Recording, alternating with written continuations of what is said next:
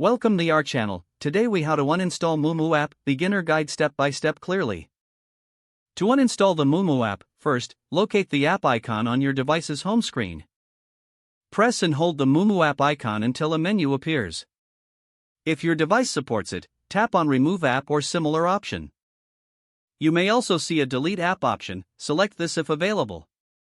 A confirmation message will pop up asking if you want to delete the app. Tap Delete or Uninstall to confirm your choice. If you're using an Android device, go to the app drawer and find the Moomoo app. Press and hold the app icon until a menu appears. Select Uninstall from the menu options. A confirmation prompt will ask you to confirm the uninstallation. Tap OK or Yes to proceed. For devices using a Settings menu, open the Settings app. Scroll down and select Apps or Application Manager. Find and tap on the Moomoo app in the list. Tap the Uninstall button. Confirm the uninstallation by tapping OK or Yes. Once completed, you can verify that the app has been uninstalled by checking your home screen or app drawer.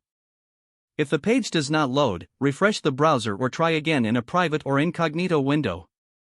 Make sure you are using the correct email address, then retype it carefully to avoid small typos. If your password is not accepted, use the reset option and create a new strong password you can remember. Check your spam folder for verification or security emails, then complete any requested confirmation steps. Enable two-factor authentication if available to improve account security and reduce unauthorized access risk. After signing in, review your profile details so your contact information and settings are accurate and current.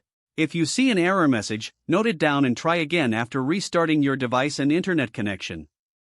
Log out when you finish, especially on shared devices, to keep your account and payment information secure. If the page does not load, refresh the browser or try again in a private or incognito window. Make sure you are using the correct email address, then retype it carefully to avoid small typos. If your password is not accepted, use the reset option and create a new strong password you can remember.